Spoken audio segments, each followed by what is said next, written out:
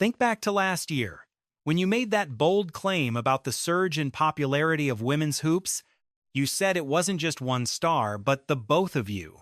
A year later, does that still feel true? Next question. That journalist never finished the thought, but the point was made. With two blunt words, Angel Reese defined the current friction within the WNBA regarding Caitlin Clark, a situation that just took a massive, unexpected turn. Let's break it down. Clark's impact on the professional game is beyond dispute. Huge crowds, packed venues, and record-breaking numbers. However, what is equally obvious is how the league completely botched this golden ticket. Instead of leaning into the Clark phenomenon, many insiders fought against it. They doubted the buzz and tried to minimize her influence. Even worse, they mocked the newcomers. They viewed the Clark effect as a danger rather than a miracle. To any casual observer, this logic was baffling.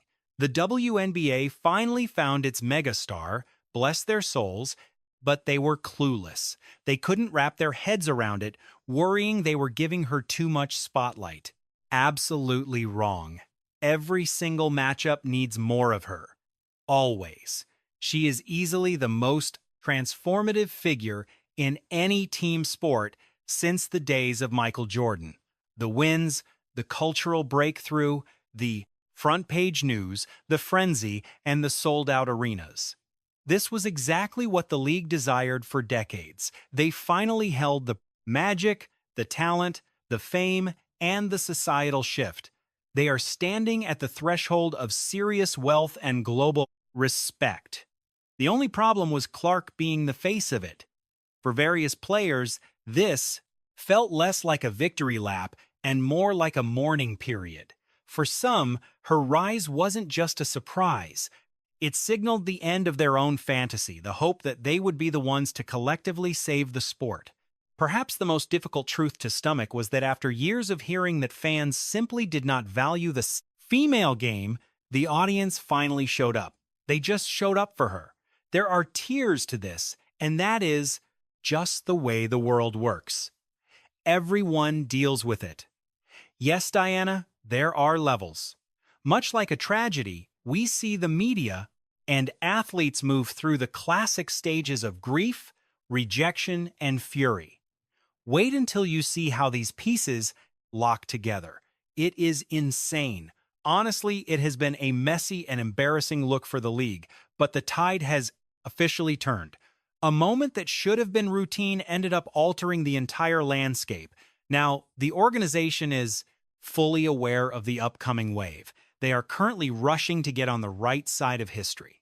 Let's dive into the details. But first, hit like if you are ready to see the league finally give in to Clark. Don't forget to hit subscribe.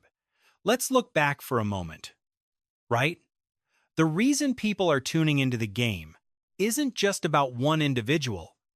It is about me as well. I need everyone to recognize that.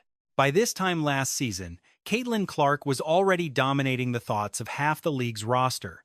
She didn't just debut. She ignited a fire, tripling the ratings and emptying out the merch stands.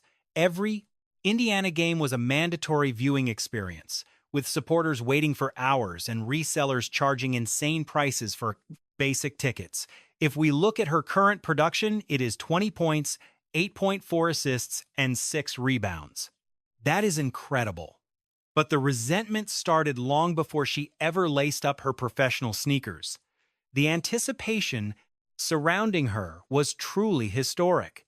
She had recently demolished the all-time collegiate scoring marks for both genders. She led Iowa to consecutive title appearances and filled every seat in every stadium. She fired deep three-pointers as if they were simple layups. Then the draft came. No mystery, no shocks, just a crowning. She was the definitive top choice. More than that, she was the cultural peak. The cameras, the articles, and the major brands.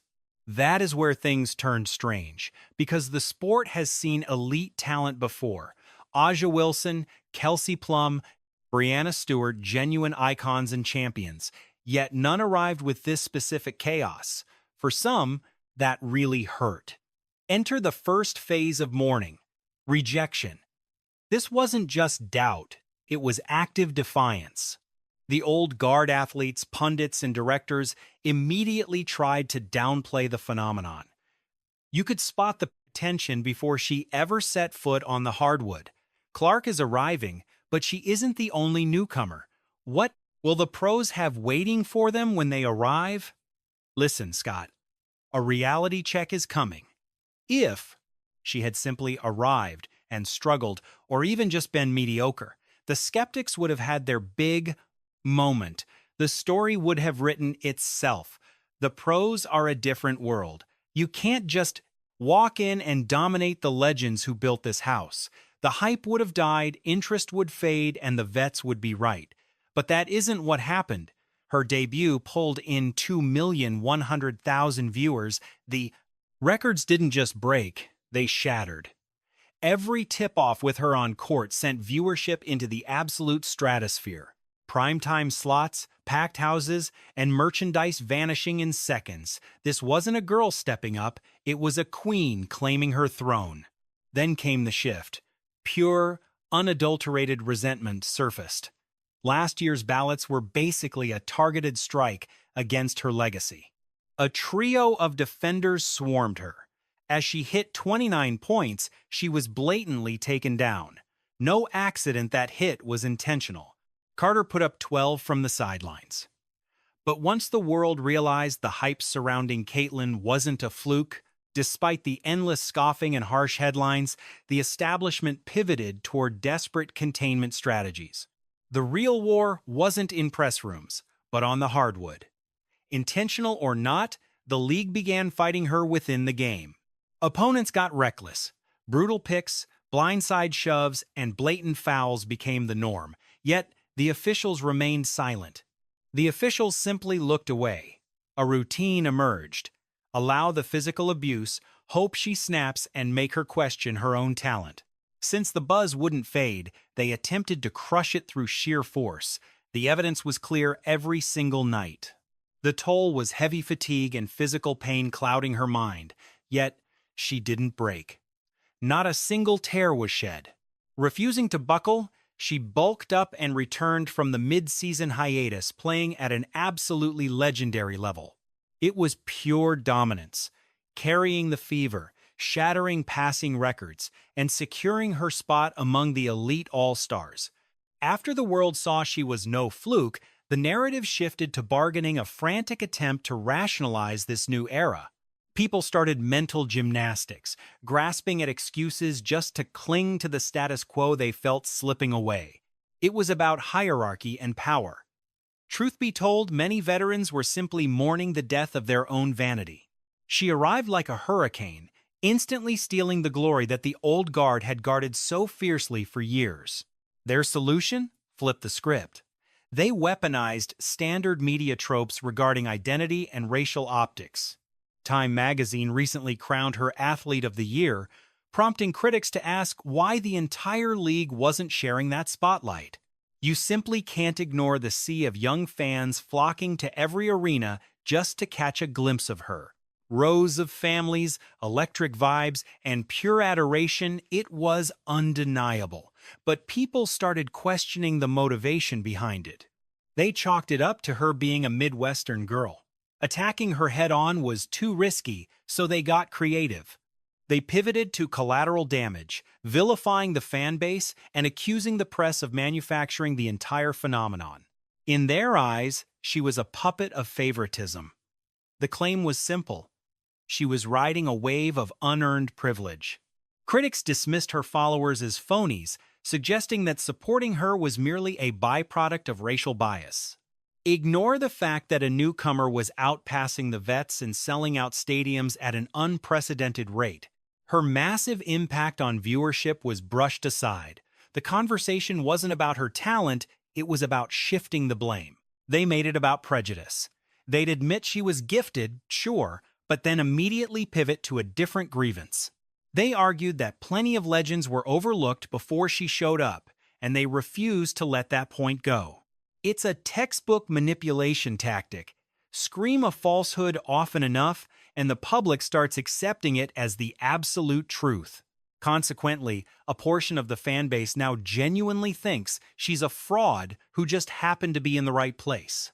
If the goal was to kill the momentum with these stories, they failed miserably. The fire only grew hotter. Gradually, top-tier talent began flocking to Indiana. These weren't benchwarmers looking for a paycheck.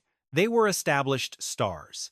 We are talking about decorated winners like Bonner, Howard, and Colson athletes who had their pick of any team. Their goal was singular: land in Indianapolis. It wasn't about the staff. It was about the chance to play alongside her. Not long ago, pundits like Swoops described the Fever as a ghost town that no self-respecting player would visit.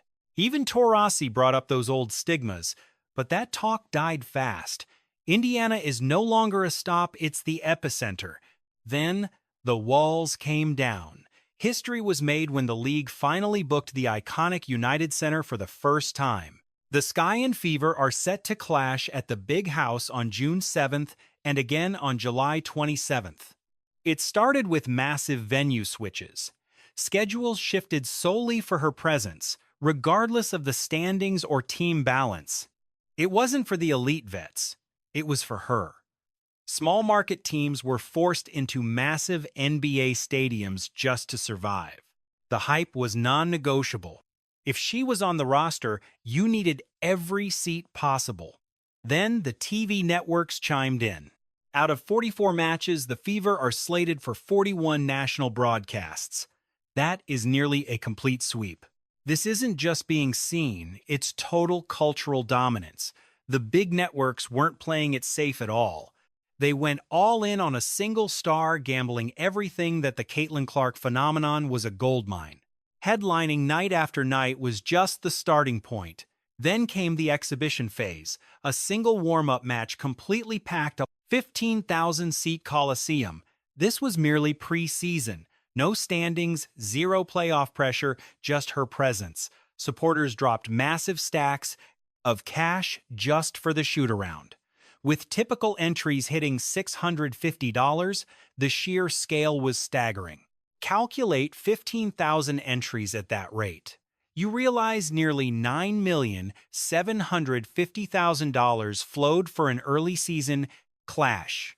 Clearly, her gravitational pull was undeniable. Forget the buzz or corporate fluff. This was cold, hard reality. It signaled a financial and cultural earthquake. Other athletes faced a jarring shift as franchises pivoted.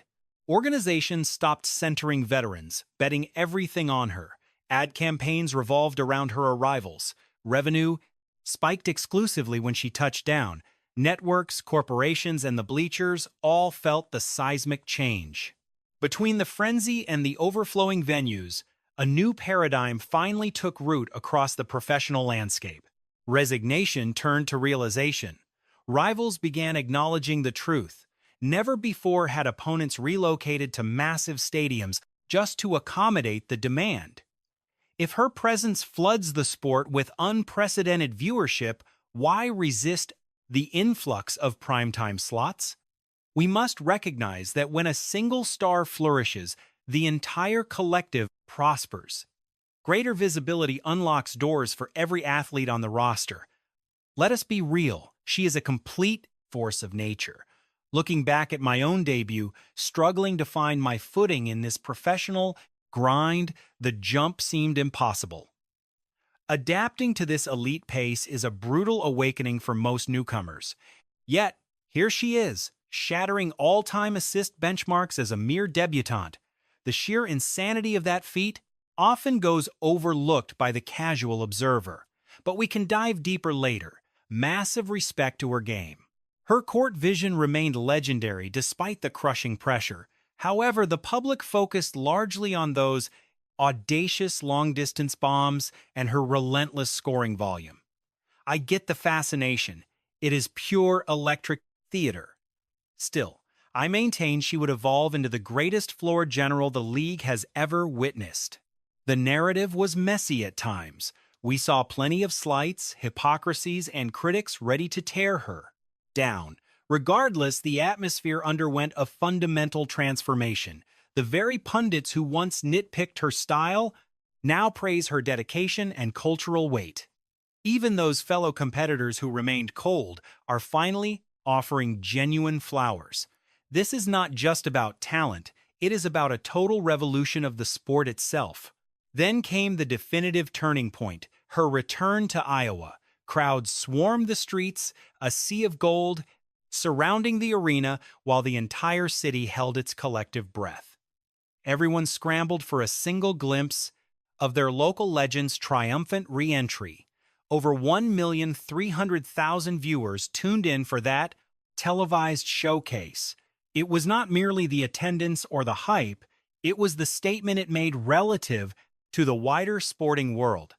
She did not just dominate women's hoops, she outperformed the major men's leagues. Beyond the ratings, her performance under that scrutiny defined the night. She did not buckle, she absolutely thrived. Caitlin weaponized the pressure, delivering exactly what the masses craved. Brazil loses the ball, she takes over. There she goes, launching a missile from the logo. With the world watching, she pulled up and drained a three from the exact hardwood where her college legend began. This was more than a basket, it was a declaration. The arena erupted in pure chaos. At that moment, it transcended sport and became high-level drama. It was a narrative masterpiece, a poetic return timed to perfection. She grasped the gravity of the setting and served up an unforgettable masterclass. What I find most fascinating about her is her innate ability to recognize the weight of a moment and lean into it. She possesses this uncanny instinct to give the public precisely what they are begging for. The girl is a mind reader. She shattered history with that signature shot for a reason. There is a rare magnetic force at play, but it requires an ironclad ego and the audacity to say, "I see you watching, and I am going to blow your mind." It is absolutely brilliant. That kind of swagger is infectious. I live for players who demand every lens stay focused on them. It is pure entertainment. She is fully self-aware. Even the international squad from Brazil could not help but get caught up in the storm. Post-game, they did not just offer polite handshakes and disappear. They swarmed her like paparazzi, grinning and hunting for photos as if they were meeting a god. To her fans, she'd become a living god. We're witnessing her personal Michael Jordan era unfold. This was the pinnacle. A packed house, 1,300,000 viewers, and rivals begging for autographs. We inhabit a world of sound bites where perception usually outshouts the facts. Now, reality finally caught the hype. The statistics were common knowledge. Everyone tracked the broadcast shifts, arena renovations, merchandise explosions, and the buzz. But this felt different. This was the exact moment the facade shattered the lie that this was about anyone else. Look, 1,300,000 people watched on ESPN, 1,300,000 souls. Let me provide some context. No NBA preseason matchup has pulled that crowd in 7 years. Only 2 exhibition games in the Professional Men's League have hit that mark in 15 years. More fans viewed this preseason opener than the first game of last year's finals. Baseball doesn't compare. Their peak was 912,000 people 20 years ago. Caitlin Clark just redefined the ceiling. The landscape has shifted forever. Is she the favorite for the crown? I absolutely believe so. Regarding her stats, she averaged 19 points and 8 assists. I love that you're tallying this now. Keep that count going loud. 19 and 8 last season, but her finish was even more impressive. Following the mid-season break, she caught absolute fire. She was averaging 12 assists per night during that run. Her roster is deeper now, providing more weapons to find. Plus, she finally had a proper offseason. It's a delicate balance, but she's a once-in-a-generation phenomenon. No league relies on just one person. However, Caitlin attracted tens of millions of fresh eyes, and you cannot ignore that massive footprint. We constantly discuss her status as America's most beloved athlete. Suddenly, the critics are joining her camp. Critics and analysts are pivoting to support her much more than they did just weeks ago. Why? Because after those preseason ratings and sold-out arenas, the argument was officially over and settled. This season, everyone is scrambling to land on the right side of history after a rocky start. The narrative is locked. They are just waiting for her to explode so they can claim victory. Caitlyn wasn't just riding a lucky streak. She was grinding harder than anyone else in the gym. While peers relaxed, she was balancing elite appearances, executive meetings, and high-profile events across the country. Yet, she was still hitting the hardwood by 8 in the morning without fail every single time. That isn't just work ethic. That's a legendary obsession ripped straight from the Black Mamba's playbook.